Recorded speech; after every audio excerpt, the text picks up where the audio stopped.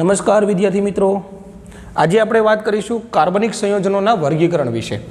આપણે ચેપ્ટરની અંદર કાર્બનિક રસાયણ વિજ્ઞાન વિશે ભણીએ છીએ। હવે થોડી ઘણી આપણે શરૂઆત કરી છે। હવે આપણે આજના દિવસમાં એટલે કે આજના સમયની અંદર રોજબરોજના દિવસમાં હજારોની સંખ્યામાં નવા નવા કાર્બનિક સંયોજનો આજે ઉમેરાય છે, એટલે કે કાર્બનિક સંયોજનો વિશાળ પ્રમાણની અંદર આજે આપણે જોવા મળે છે। હવે આ કાર્બનિક સંયોજનોનું જો આપણે વર્ગીકરણ કરવું હોય તો આ કાર્બનિક સંયોજનોનું વર્ગીકરણ આપણે બહુ સરળ રીતે કરી શકીએ। એટલે કે આજે જે ટોપિક છે ને એમાં મિત્રો તમારે વર્ગીકરણ તમારે યાદ રાખવાનું છે, સાથે સાથે કેવા બંધારણો છે એ કયા પ્રકારના વર્ગીકરણમાં આવે છે એ તમારે યાદ રાખવાનું છે। ધીમે ધીમે જેમ જેમ આપણે શરૂઆત કરીએ એમ તમને આઈડિયા આવતા જશે। તો કાર્બનિક સંયોજનો છે એના વર્ગીકરણ માટે આપણે જોઈએ તો પહેલાં તો કાર્બનિક સંયોજનો એને મુખ્ય બે વિભાગમાં વર્ગીકૃત કરી શકાય છે।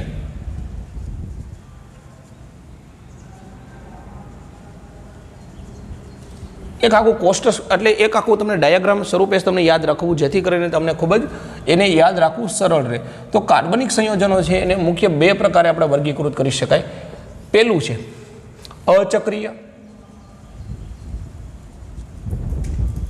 અચક્રીય સંયોજનો, બીજું છે ચક્રીય સંયોજનો। જો ખાસ યાદ રાખજો મિત્રો, આપણે કાર્બનિક સંયોજનોને કયા પ્રકારે વર્ગીકરણ કરીએ છીએ? બે પ્રકારે। એક તો એવા બંધારણોની, અહીંયા આપણે બંધારણોની જ વાત કરવાની છે, બહુ ડીપમાં નથી જવાનું, ફક્ત ઉદાહરણ યાદ રાખી અને આપણું કામ પૂરું થઈ જશે। એટલે કે અહીંયા મુખ્ય બે પ્રકાર, એક તો એવા સંયોજનો જેમાં ચક્ર હોય નહીં એટલે શું કહીશું આપણે અચક્રીય, અને એક એવા ઉદાહરણ કે જેની અંદર ચક્ર હોય એટલે એને શું કહીશું આપણે ચક્રીય સંયોજનો। અથવા તો આનું જો બીજું નામ આપવું હોય મિત્રો તો આનું બીજું નામ આપવામાં આવે છે સરળ શૃંખલાવાળા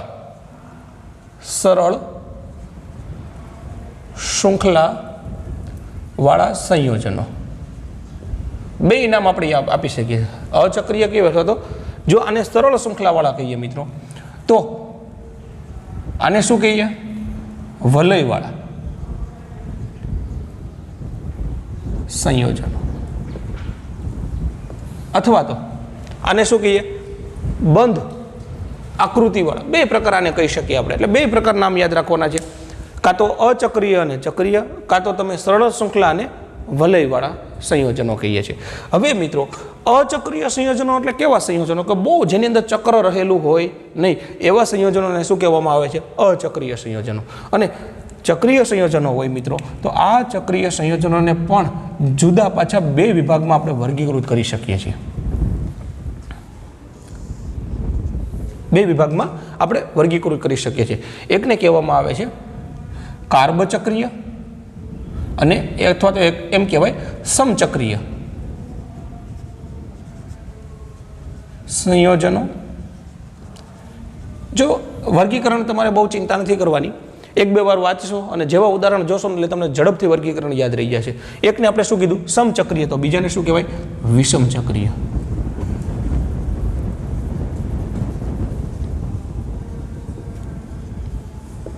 એકને આપણે કહેશું સમચક્રીય, બીજાને કહેશું વિષમચક્રીય સંયોજનો। પહેલાં આપણે વર્ગીકરણ જોઈ લઈએ ને પછી ત્યારબાદ એની અંદર આપણે શું કરવાનું છે એના ઉદાહરણો વિશે વાત કરીશું। તો સમચક્રીય છે એનું બીજું નામ કહેવામાં આવે છે, જો ખાસ બીજા નામ પણ હું તમને કહી દઉં છું જેથી કરીને આપને કોઈ ચિંતા ન રહે, બે રીતે યાદ રહેશે। અને જ્યાં સુધી તમે કાર્બનિક રસાયણ વિજ્ઞાનના સંપર્કમાં છો ત્યારે આ બધી વસ્તુ તમારે કામ લાગવાની છે। પછી ભલે તમે 11-12 પૂરું કરીને કોલેજ કાળમાં જાઓ તો કોલેજમાં પણ આ ઉપયોગ આવશે, એટલા માટે ખાસ તમારે એકદમ ચીવડથી આની અંદર તમારે શીખવાનું છે। આને શું કહેવાય? સમચક્રીય અથવા તો એને કહેવામાં છે કાર્બચક્રીય।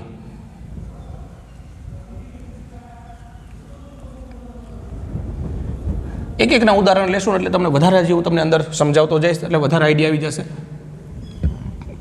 વિષમચક્રીય તો અને કાર્બચક્રીય કીધે, વિષમચક્રીયને બીજું નામ આપણે આમ તો આપી નથી શકાતું કારણ કે એની અંદર વિષમચક્રીય અણુઓ રહેલા હોય છે। હવે મિત્રો સમચક્રીયમાં કાર્બચક્રીય છે તો આ કાર્બચક્રીયને પણ પાછું બે વિભાગમાં વર્ગીકૃત કરી શકાય છે। જો જોતા જ આપણે એમ લાગે સાહેબ આ નકરો તમે શું આમાં વર્ગીકરણ કર્યા કરો છો? કાર્બચક્રીય હોય એમાં એકને કહેવાય એલિફેટિક અને બીજાને કહેવામાં આવે છે એરોમેટિક। આના પછીનું ચેપ્ટર જ્યારે શીખીશું ત્યારે તમારા આ શબ્દ સ્પષ્ટ થઈ જાય છે કે એરોમેટિક કોને કહેવામાં આવે. અત્યારે ફક્ત આપણે નામ યાદ રાખી લેવાના છે. વિષમ ચક્રીય છે મિત્રો, તો વિષમ ચક્રીયને પણ આપણે બે વિભાગની અંદર વિભાજિત કરીશું.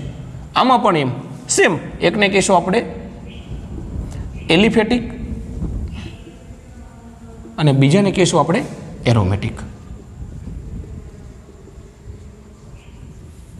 આ થઈ ગયું મિત્રો આપણે ક્લાસિફિકેશન, એટલે કે એનું વર્ગીકરણ થઈ ગયું. હવે મિત્રો આ વર્ગીકરણ ઉપરથી આપણે એના ઉદાહરણો પણ યાદ રાખવાના છે. એટલે કે ફરી વખત કાર્બનિક સંયોજનોનું વર્ગીકરણ છે એ શા માટે કરવાની જરૂર પડી? કારણ કે કાર્બનિક સંયોજનોનું વર્ગીકરણ ઉપરથી આપણે એના ઘણા બધા ગુણધર્મો પણ જાણી શકીએ, જેથી કરીને આપણે એનો ઉપયોગ લેવો હોય તો આપણે બહુ સરળ થઈ શકે. એટલા માટે વર્ગીકરણ માટે મુખ્ય બે રીતે કર્યું. એક તો અચક્રીય, જેમાં ચક્ર હોય નહીં, અને બીજું કેવું કીધું? ચક્રીય. અથવા તો બીજું નામ આપવું હોય તો શું કીધું? સરળ શૃંખલાવાળા અને વલયવાળા.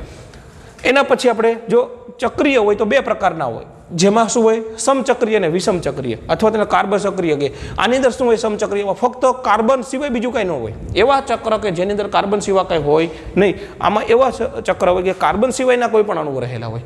એમાંય પણ બે કીધું, એકને એલિફેટિક કીધું, એકને એરોમેટિક કીધું. આમાં પણ એલિફેટિક અને એરોમેટિક.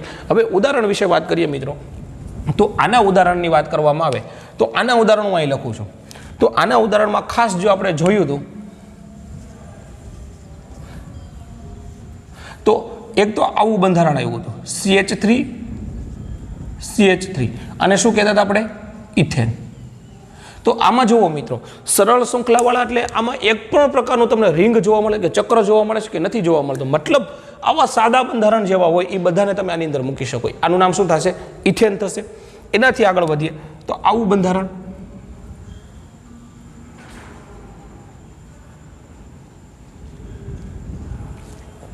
આનું નામ થશે આઇસોબ્યુટેન.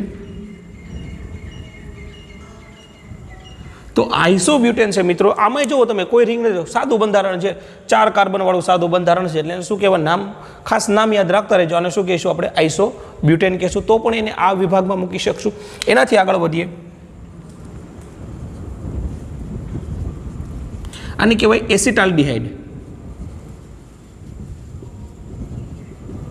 તો આ એસિટાલ્ડિહાઇડ પણ કેવો છે? એકદમ સાદો અને સરળ શૃંખલાવાળો છે. એમાં કોઈ પણ પ્રકારનું કોઈ જટિલ બંધારણ છે નહીં. એનાથી આગળ વધીએ,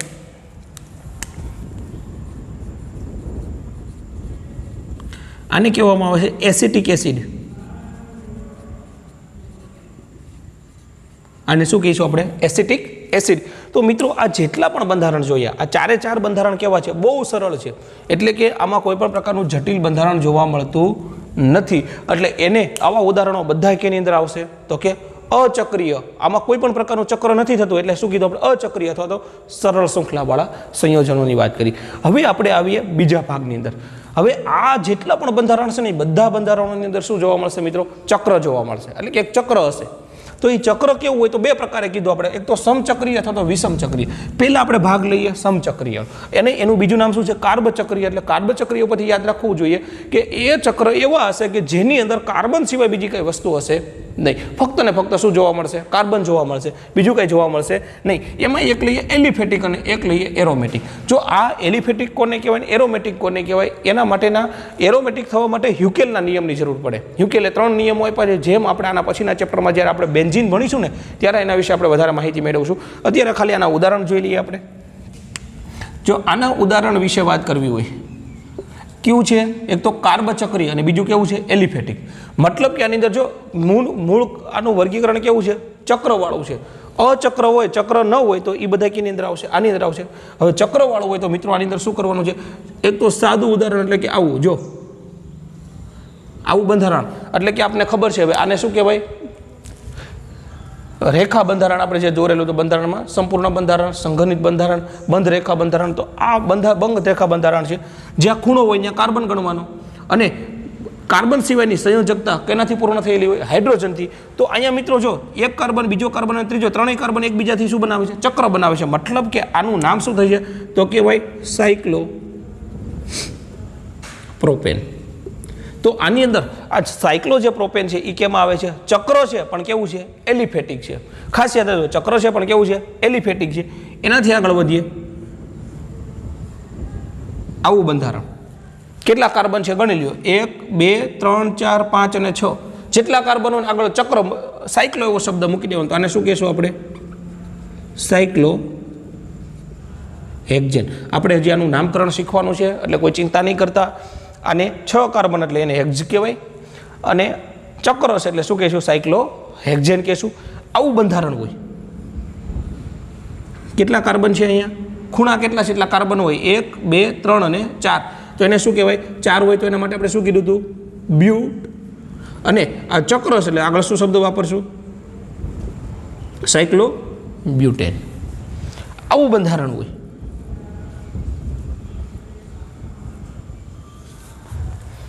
આ બંધારણને શું કહેતા હતા? સાયક્લો હેક્ઝેન. પણ અહીંયા આલ્કીન આવી ગયું મિત્રો એટલે આને કહેવાય સાયક્લો હેક્ઝીન. અને શું કહીશું આપણે? સાયક્લો હેક્ઝીન. તો આવા જે પણ બંધારણ છે મિત્રો એને આપણે આ વિભાગની અંદર વિભાજિત આપણે કરી શકીએ છીએ. હવે આ વાત થઈ એલિફેટિકની. હવે એરોમેટિકની વાત કરવામાં આવે મિત્રો તો આ એરોમેટિકને પણ આપણે 2 વિભાગમાં પાછા વિભાજિત કરી શકીએ. 2 વિભાગમાં પાછા આપણે વિભાજિત કરીશું. એકને કહીશું આપણે બેન્ઝેનોઇડ અને એકને કહીશું નોન બેન્ઝેનોઇડ. હવે બેન્ઝેનોઇડ કોને કહેવાય, નોન બેન્ઝેનોઇડ કોને કહેવાય? તો આપણને એવી ખબર છે મિત્રો, હું તમને જે બંધારણ આગળ દોરી દઉં તમે એને બહુ સરળતાથી વર્તી શકશો. આ બંધારણ કોનું છે? તો તમે કહેશો સાહેબ આ બંધારણ તો બેન્ઝીનનું છે. કારણ કે શરૂઆતનો લેક્ચર યાદ કરો ત્યારે મેં આવા બંધારણ દોરીને તમને નામ યાદ રખાવેલા હતા. તો આ બેન્ઝીન છે. હવે જે બંધારણની અંદર મિનિમમ આવું એક બંધારણ આવે એ બધા બંધારણને શું કહેવામાં આવે છે? બેન્ઝેનોઇડ બંધારણ કહેવાય. અને જે બંધારણની અંદર આવું બંધારણ ન આવે એને શું કહેવામાં આવે છે? નોન બેન્ઝેનોઇડ બંધારણ કહેવામાં આવે છે. તો ખાસ યાદ રાખજો, બેન્ઝીન જેવા બંધારણ હોય તો શું કહેવાય? બેન્ઝેનોઇડ. ન હોય તો શું કહેવાય? નોન બેન્ઝેનોઇડ. આના ઉદાહરણ જોવામાં આવે તો સિમ્પલ ખુદ બેન્ઝીન. જો આમાં ફેર શું છે? આમાં વચ્ચે જો ડબલ બંધ નથી, આમાં શું છે? 3 ડબલ બંધ છે. પાછા કેવા છે? એકાંતરે. આને શું કહીશું આપણે? બેન્ઝીન. તો બેન્ઝીન પોતે જ એક તો બેન્ઝેનોઇડનું ઉદાહરણ છે. બીજી વાત કરવામાં આવે તો આવું બંધારણ બેન્ઝીન જેવું હોય પણ એની ઉપર માની લો કે આવી રીતે આવી ગયું છે. આને કહેવાય એનિલીન. તો આ એનિલીન છે એ પણ કેવું છે? બેન્ઝેનોઇડ બંધારણ છે. એનાથી આગળ વધીએ. આવી 2 બેન્ઝીન રિંગ ભલે જોડાયેલી હોય, આવી 2 બેન્ઝીન રિંગ જોડાઈ ગયેલી હોય, આને કહેવાય નેપ્થેલિન. તો આ નેપ્થેલિન છે મિત્રો એ પણ કેવું છે? બેન્ઝેનોઇડ બંધારણ છે. અને આપણે જે ડાંબરની ગોળી અથવા તો નેપ્થેલિનની જે ગોળી ઉપયોગ કરીએ છીએ ઘરે, જેને આપણે ફિનાઈ કહીએ છીએ, તો એમાં પણ આ બંધારણ રહેલું હોય છે. તો મિત્રો આની અંદર જુઓ તમે ખાસ એરોમેટિક કીધું અને એમાં બેન્ઝેનોઇડ. બેન્ઝેનોઇડ મતલબ કે બેન્ઝીન જેવું મિનિમમ એક બંધારણ અંદર જોવા મળે. આ બેન્ઝીન છે, આની અંદર એટલો ભાગ બેન્ઝીન જોવા મળે છે, આની અંદર એટલો ભાગ બેન્ઝીન જોવા મળે. મતલબ કે આવા બધા બંધારણોને શું કહેવામાં આવે છે? બેન્ઝેનોઇડ બંધારણ કહેવામાં આવે છે. ત્યારબાદ જોઈએ નોન બેન્ઝેનોઇડ, જેની અંદર બેન્ઝીનનું બંધારણ હોય નહીં, એને શું કહેવાય? નોન બેન્ઝેનોઇડ બંધારણ. અને આનું ઉદાહરણ આપણે યાદ રાખવાનું છે. ટ્રોપોલોન એટલે કેટલું હોય? તો કે 7 મેમ્બરની રિંગ હોય. કેટલા મેમ્બરની રિંગ હોય? 7 મેમ્બરની રિંગ હોય. તમે જોશો તો અહીંથી કાર્બન ગણો 1 2 3 4 5 6 અને 7. આ બધામાં ફેર શું છે? તો કે આમે બધામાં 6 કાર્બન હતા, અહીં કેટલા છે? 7 છે. આને કહેવામાં આવે છે ટ્રોપોલોન. ખાસ યાદ રાખજો, આનું નામકરણ શું થઈ જશે? ટ્રોપોલોન થઈ જશે. અને આ ટ્રોપોલોન છે એ બેન્ઝીન જેવું બંધારણ નથી. ખાસ મિત્રો તમારે યાદ રાખવાનું છે, અહીંયા ટ્રોપોલોનનું બંધારણ છે એ બેન્ઝીન જેવું બંધારણ છે નહીં. બેન્ઝેનોઇડ અને નોન બેન્ઝેનોઇડમાં એટલો ફેર છે. ટ્રોપોલોન અને આ 2 કેવું થઈ જાય છે? અલગ અલગ થઈ જાય છે. તો આ વસ્તુ તમારે ખાસ આની અંદર યાદ રાખવાની છે. જો આ તો સિમ્પલ મેં ટેક્સ્ટ બુકના તમને ઉદાહરણ દીધા, આ સિવાય પણ પુષ્કળ પ્રમાણમાં આના ઉદાહરણ હોઈ શકે. તમે હવે સરળતાથી એને ક્લાસિફાય કરી શકો. જેવા ચક્ર વગરના હોય તેને આની અંદર મૂકી શકો. ચક્રવાળા હોય તો તમારી સામે 2 વસ્તુ છે. જે ચક્રની અંદર ફક્ત કાર્બન સિવાય બીજું કંઈ ન હોય. જો અહીં તમે બધે જો બધી કાર્બન છે, કાર્બન સિવાય કઈ વસ્તુ છે? ચક્રની અંદરની વાત છે, ઉપરની વાત નથી. ચક્રની અંદર કાર્બન સિવાય કંઈ નથી. મતલબ કે આપણે એને શું કીધું? કાર્બ ચક્રીયમાં એલિફેટિક અને એરોમેટિક જોયું. હવે અહીંયા જોયું વિષમ ચક્રીય સંયોજનો. હવે વિષમ ચક્રીય સંયોજનો બંને કેવા? 2 પ્રકારના હોય, એલિફેટિક અને એરોમેટિક. પહેલાં તો કેવી રીતે બંનેની વિશે વાત કરી લઈએ. માની લો કે આવું કોઈ પણ બંધારણ હોય, આ બંધારણની અંદર આપણે ખબર છે કે આ બધી જગ્યા પર શું હશે? કાર્બન. હવે આ કોઈ પણ એક કાર્બનની જગ્યા ઉપર હું વિષમ ચક્રીય અથવા તો વિષમ પરમાણુઓ મૂકી દો. વિષમ પરમાણુઓ કેવા હોય કે જેની ઉપર અબંધકારક ઇલેક્ટ્રોન યુગ્મ હોય, એટલે કે કેવા હોય તો ઉદાહરણ તરીકે વિષમ પરમાણુઓ એમાં નાઇટ્રોજન હોય, ઓક્સિજન હોય, સલ્ફર હોય, ફોસ્ફરસ હોય. આ બધા કેવા કહેવાય? વિષમ ચક્રીય અથવા તો વિષમ પરમાણુઓ કહેવાય. એટલે કે સિમ્પલ સાદું યાદ રાખવા માટે શું કહેવાનું તો કે આ જે ચક્ર છે એની અંદર બધા કાર્બન છે, એમાંથી એક અથવા તો એક કરતાં વધારે જે કાર્બન છે એ દૂર થઈ અને આને હું સામૂહિક રીતે આ બધાને હું એક્સ કહી દઉં તો અહીંયા એક્સ જોડાઈ જાય તો એ બધાને શું કહેવામાં આવે છે? વિષમ ચક્રીય પરમાણુઓ કહેવામાં આવે છે. તો એ કેવી રીતે બનતા હોય તો એના ખાસ તમારે નામ યાદ રાખી લેવાના છે. એમાં વિષમ ચક્રીયમાં એલિફેટિકની અંદર વાત કરવામાં આવે તો એલિફેટિકની અંદર આવી રીતે, એટલે કે જો અહીંયા 4 ખૂણા ઉપર કાર્બન છે, એ સિવાયનો શું છે? એક ઓક્સિજન છે. એટલે આને શું કહેવાય? આને કાર્બચક્રીય કીધું. જો એનાથી આ અલગ પડે છે, આમાં એક અલગ થઈ જાય એટલે એને શું કહેશું આપણે? વિષમ ચક્રીય કહેશું. ના, વિષમ ચક્રીયમાં આનું નામ થાય છે ટેટ્રા હાઇડ્રોફ્યુરાન.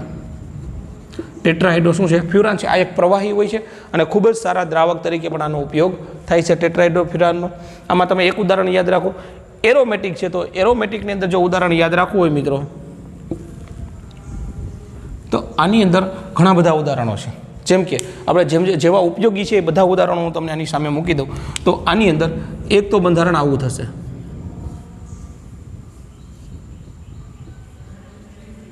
આ કેવું હોય? એરોમેટિક હોય. જો 5 મેમ્બર રિંગ છે,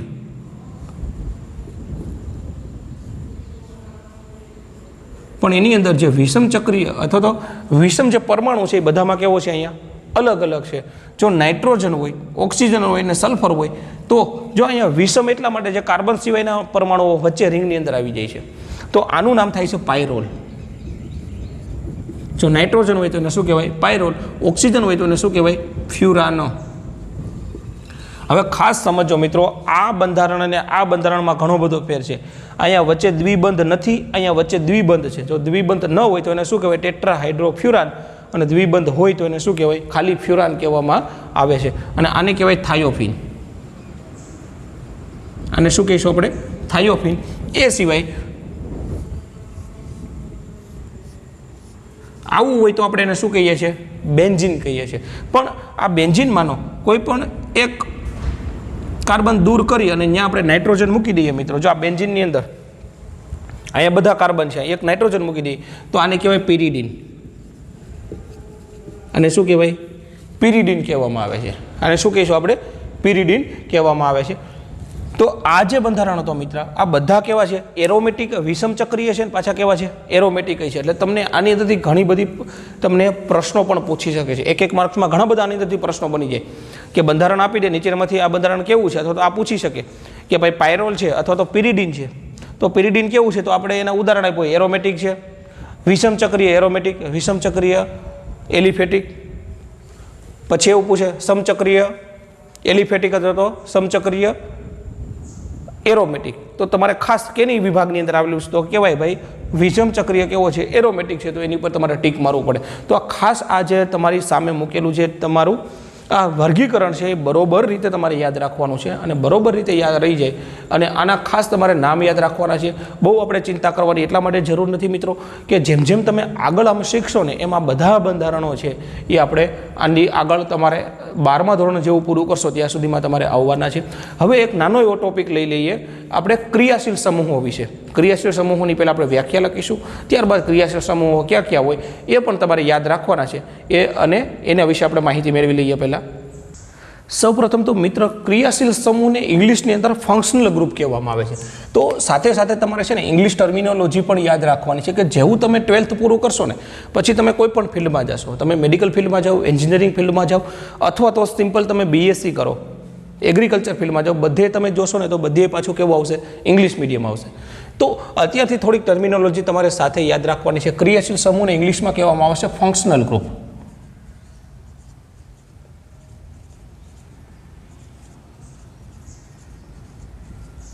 હવે સૌપ્રથમ ક્રિયાશીલ સમૂહ કહેવાય કોને, તો એના માટે પહેલાં આપણે એની એક વ્યાખ્યા, સાદી વ્યાખ્યા લખી લઈએ અને ત્યારબાદ એના ઉદાહરણો વિશે આપણે યાદ કરીએ. તો ક્રિયાશીલ સમૂહ વિશે શું કહી શકાય, તો કે કોઈ પણ કાર્બનિક સંયોજનોમાં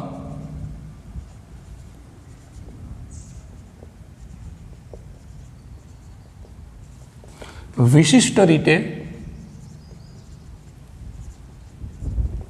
જોડાયેલા પરમાણુ કે પરમાણુ સમૂહ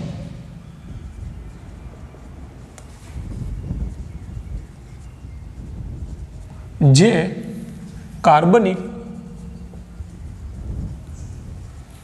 સંયોજનોના લાક્ષણિક રાસાયણિક ગુણધર્મો માટે જવાબદાર હોય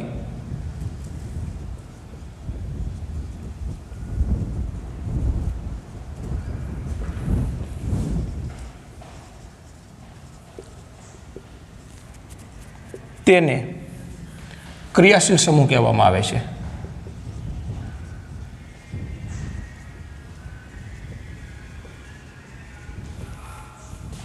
આ તમારા ટેક્સ્ટ બુકની વ્યાખ્યા આપેલી છે. આપણે શું કીધું છે, ક્રિયાશીલ સમૂહ એટલે શું, તો પહેલાં તો આ વ્યાખ્યા આપણે આવડવી જોઈએ કે કોઈ પણ કાર્બનિક સંયોજનોની અંદર રહેલા પરમાણુ અથવા તો પરમાણુ સમૂહ રહેલો હોય. આપણે આગળ ઉદાહરણ જોશું એટલે વધારે તમને આઈડિયા આવશે. પરમાણુ અથવા તો પરમાણુ સમૂહ જે કાર્બનિક સંયોજનો હોય એની લાક્ષણિક ગુણધર્મો માટે જવાબદાર હોય. જેમ કે આલ્કેન હોય એ આલ્કિન જેવો ન હોય, આલ્કિન હોય એ આલ્કાન જેવો ન હોય, આલ્કોહોલ હોય એ ફિનોલ જેવો ન હોય. તો આવું શા માટે છે, તો એની અંદર જે પરમાણુ અથવા તો પરમાણુ સમૂહ છે એ એના માટે જવાબદાર છે, એટલે એને શું કહેવામાં આવે છે, ક્રિયાશીલ સમૂહ કહેવામાં આવે છે. આ વ્યાખ્યા તમારે યાદ રાખી લેવાની છે અને ત્યારબાદ ઉદાહરણ આપણે યાદ રાખવાના છે. ત્યારબાદ આપણે શું યાદ રાખવાનું છે, ઉદાહરણ યાદ રાખવાના છે. જો તમને આવો કોઈ પણ વસ્તુ દેખાય તો આને કહેવાય હાઇડ્રોક્સી. હાઇડ્રોક્સી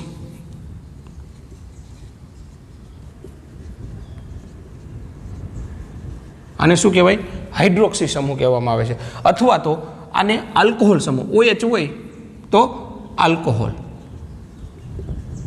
ક્રિયાશીલ સમૂહ કયો થયો, આવું તમને જ્યારે પણ દેખાય તો આ ક્રિયાશીલ સમૂહ કયો કહેવાય, આલ્કોહોલ કહેવામાં આવે છે. આવો જોવા મળે તો આને કહેવાય આલ્ડીહાઇડ.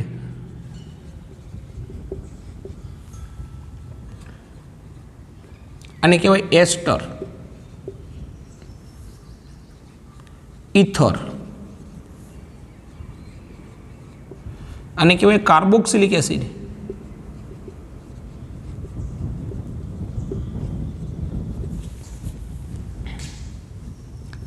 આવો જોવા મળે તો એને કહેવાય એમાઇડ.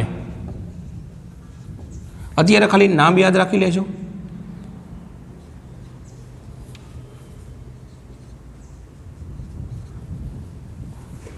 આને કહીશું આપણે એમાઇન અને આને કહીશું આપણે એમાઇડ.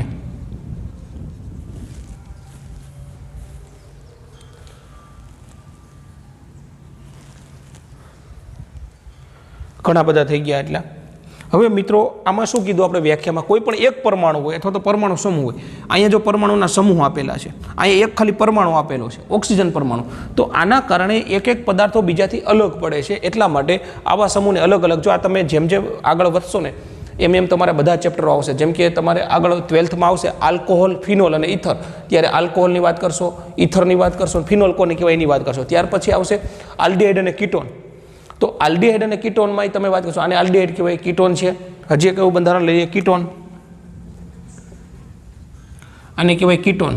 તો કીટોન કોને કહેવાય એ પણ આપણે આખા સેપરેટ આખા ચેપ્ટર શીખવાના છે. ત્યારે અત્યારે હું બહુ ડિસ્કશન નથી કરતો, પણ C ડબલ બોન્ડ O જ્યારે ક્રિયાશીલ સમૂહ હોય તો આ પોતે આ બધાને ક્રિયાશીલ સમૂહ કહેવામાં આવે છે.